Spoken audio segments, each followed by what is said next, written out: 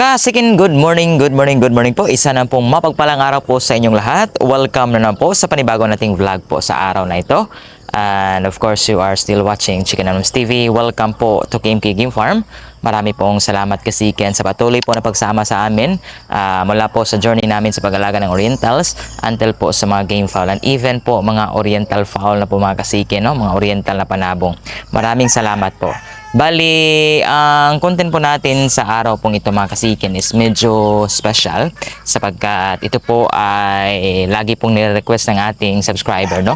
Na i-feature po daw yung pong ating mga Asel breed. So unfortunately Kasikin, wala na po tayong mga pure Asel but crosses na lang po yung natira dito sa atin, no? So na-out na po natin lahat, naibenta na at na-sold na po lahat po ng mga pure Asel natin. Kaya ang nandito lang sa atin ngayon Kasikin is 50% na lang po na Asel, merong 25%.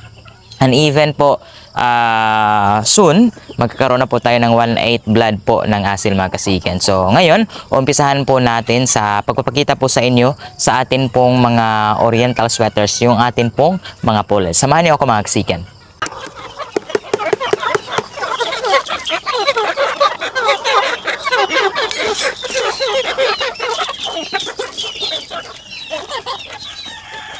So Kasikin, bali ito po yung mga Oriental sweaters natin na pulit, no? Nasa 3 months old po sila. And then so far, sobrang gaganda po. Bali, unfortunately Kasikin, na feature ko po na namatay po yung stag natin na kapatid po nila.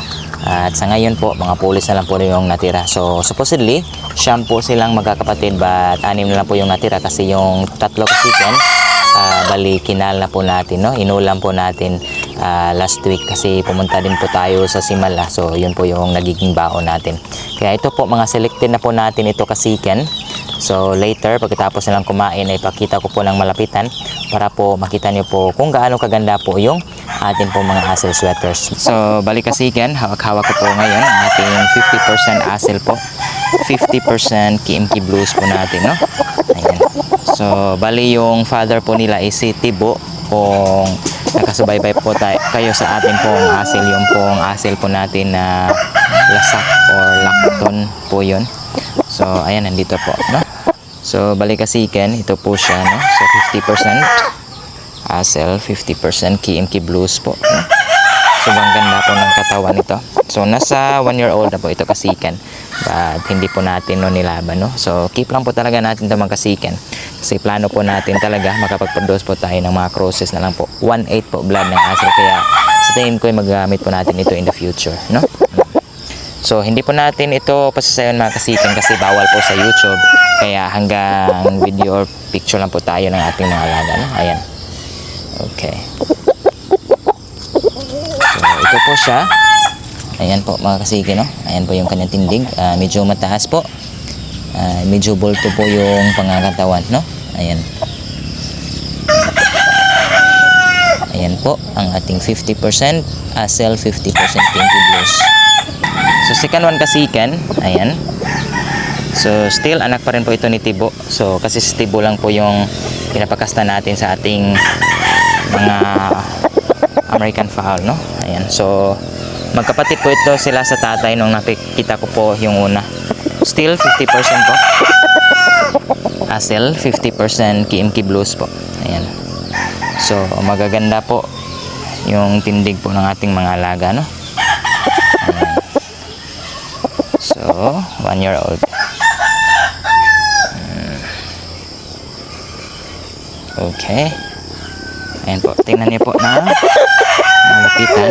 Ayan po yung hitsura po at tindig po niya dito po. So ito po yung tindig, no, at hitsura po ng ating 50% Asel, 50% KMK Blues. And lastly po, ito po yung kulay po na manamana po sa tatay, no? So ganito po yung kulay po ni Tibo. So hindi lang po natin pinungusan mga Kasikin, no? Kasi pwede po natin siyang maging broodcock. Tingnan niyo po ng malapitan. Ayan po siya, no? Oh, sa kanilang tatlo mga Kasikin, siya po ito yung medyo mataas po yung pangangatawan, but bulto po yung pangangatawan niya. Asel na Asel po yung pangangatawan. So ayan po. Ayan po siya. So So, mga broodcock po ito, tatlo po sila, no? So, tapos na po tayo sa 50% mga kasikin. Ngayon dito na po tayo sa mga 25% na lang po ng dugo ng asil. Nandito po. So, kasikin, hawak-hawak ko na po. Ayan po. Ang atin pong 1/4 blood na lang po ng asil, no? So, abuhin. Tingnan niyo po yung kulay. Napakagandang abuhin mga kasikin. So, bali, ang blood composition po nito is, ayun nga, 1/4 na lang po yung asil, 1/4 po sa ating Kimchi Blues, at saka 50% po sa ating 2 times winner po na black. O yun pong ating parang brown red na kulay, no? Yung ating pong unsihan na na-feature din po natin. So, ayan po. 25% na lang po. Okay? So, pumungusan po natin ito mga kasiken pag meron tayong extra time. Ayan po. Okay, so 25%. So, kaka-cord lang po natin ito mga kasiken, no? Kaya medyo maila pa sa atin. But, ayan. Okay, maganda po yung pangatawan. 5 months old pa po ito kasiken. Okay, tingnan niyo po. Pagalain natin. So, ayan. Medyo bata po talaga. Ayan po siya, no? 25%.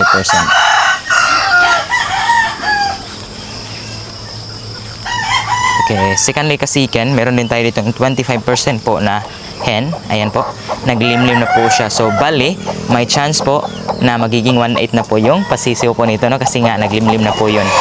So, dito tayo sa isa. So, ito po ay kapatid po nung naipakita po natin kanina, no? Ayan, still, yung same po ng blood composition. 1/4 po asil, 1/4 Kimchi Blues, at saka yung 50% po nito mga kasiken is sa atin pong 2 times winner na unsihan na black, no? Ayan po. Napakaganda. So, sa tingin ko ay malapit na pong mabuo yung tapang nito mga kasiken, no? Ayan, still 5 months old po. Mag 6 months old po ito this coming July 9 mga kasiken. Ayan, sobrang ganda. Okay, so yung height, yung laki nila is tamang-tama na, hindi na masyadong malaki, unlike po sa 50%. Kaya, ayun, experimental po tayo mga kasiken. So, hanapan po talaga natin ang magandang timpla kung saan po magiging maganda po yung resulta ng ating breeding. So, again, 25% na lang po ng cell composition po ito mga kasiken. At sobrang ganda na po ng resulta. 25%, no? Talagang na in love talaga ako dito kasi sobrang ganda po. Hopefully, maganda lang din po yung palo po nito, no? Sana stylish din, okay? Ayan. Okay. So, ayan po siya mga kasike, no? Ang ating 25% cell blood, 25% Kimchi Blues, at saka 50% po yung atin pong 2 times winner po na unsihan na black po. Ayan. Meron pa tayo ditong mga 25% pa rin po. But medyo bata pa, nasa mga 3 months old pa po mga kasiken, no? Kaya so, kita ko po sa inyo. So, bali may 5 stag po tayo dito kasiken. But isa lang po yung pakita ko sa inyong sample. So, nandito po siya. Okay, ang maganda po dito kasiken kasi sobrang tagal po namin naghintay sa ganitong kulay. And then, ito nga, okay, nabalik na po. So, tingnan niyo po yung kanyang likuran. Ayan, I don't know if makita niyo po yung kulay. But this one po, ito po yung tinatawag po naming cappuccino golden. But this one is cappuccino golden blues po, hindi po gray, no? Kasi nga, yung partner po dito is gray at saka blues. Kaya, ayan. So, still, yung composition po nito is 25% asil. And then, 25% po sa atin pong Kimchi Blues, and then 50% po nito is Ryan Garces po na gray, no? Ayan, kaya excited po tayo. Hopefully magiging successful lang po yung growth nito mga kasiken, no? Ayan.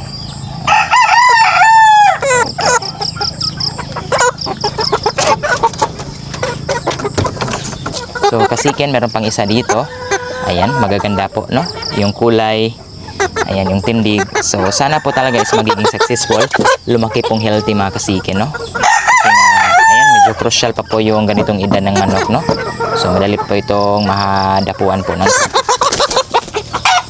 lalong-lalo na po ng mga viral infection. So, medyo mahilap mga kasiken. Ngayon lang natin sila na hawakan, no? Okay.